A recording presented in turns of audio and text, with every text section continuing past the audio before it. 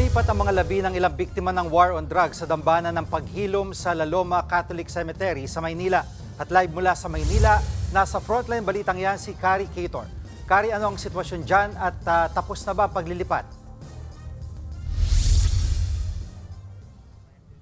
Yes, Jiggy, halos katatapos lang kani-kanina nung inurnment ceremony na isinagawa para sa nasa 18 biktima ng war on drugs ng Administrasyong Duterte. Dito nga yan sa La Loma Cemetery sa Caloocan. Sa dambana ng paghilom sa aking likuran, dyan nilagay yung mga urn nitong mga biktima. Itong lugar na ito itinayo talaga para sa drug war victims. Kanina may ilan pa tayong nakausap na mga naulilang kaanak din dahil sa EJK at ito pakinggan natin ang kanilang naging mga saloobin. 8 taon na ang nakakalipas pero parang paulit-ulit pa rin daw binabangungot si Nanay Sara sa pagkawala ng kanyang 2 anak. Hindi mawala sa isip ko ang nangyari sa mga anak ko. Parehong anak niya ang halos magkasunod pinatay sa gera kontra droga noong panahon ni dating Pangulong Rodrigo Duterte. Kailangan makita rin siya namin na kung anong ginawa sa mga biniktima niya, ganun din mangyari sa kanya. Kasi isa siyang, para sa akin, isa siyang berdugo. Berdugo. Mamamatay tao. Hindi rin napigilang maging emosyonal ni Tatay Rodrigo na nawalan naman ng 9 na taong gulang na anak matapos daw tamaan ng ligaw na bala dahil din sa war on drugs sa Caloocan noong 2016. Wala pong kaming kinalaman sa droga, pero pati kaming mga nabibiktima na ultimong pamilya ko.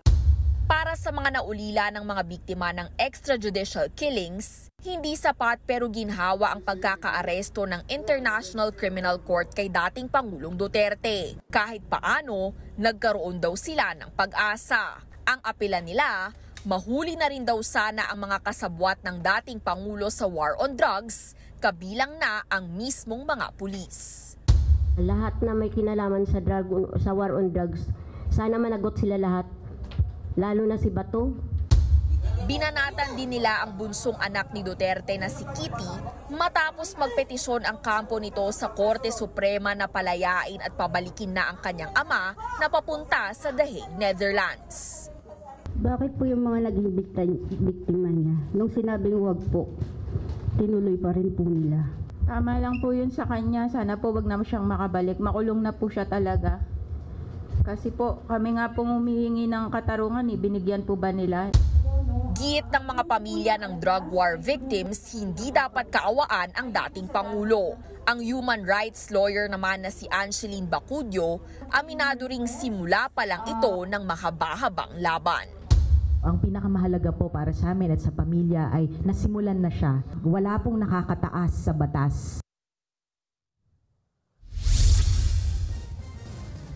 Balik naman dito sa La Loma Catholic Cemetery, kanina si Father Flavie Villanueva na nagsisilbi ring pari para sa mga biktima ng drug war. Nagbigay siya ng mensahe sa kampo at maging sa mga taga-suporta ni dating Pangulong Duterte.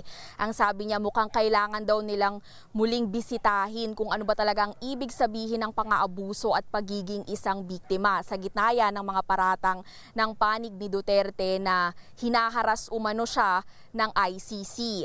At sabi naman ng mga nakausap natin dito ng mga kaanak na naulila, masaya nga raw sila na sa wakas ay makakapahinga na talaga ang kanilang mga kaanak. Pero ang dalangin nila, magtuloy-tuloy na raw sana ang pagkamit nila sa hustisya na matagal na nilang hinihintay.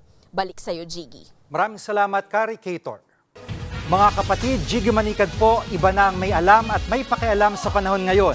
Para sa konkreto, kumpleto at komprehensibong balitaan sa Frontline, mag-follow at mag-subscribe sa social media pages ng News 5.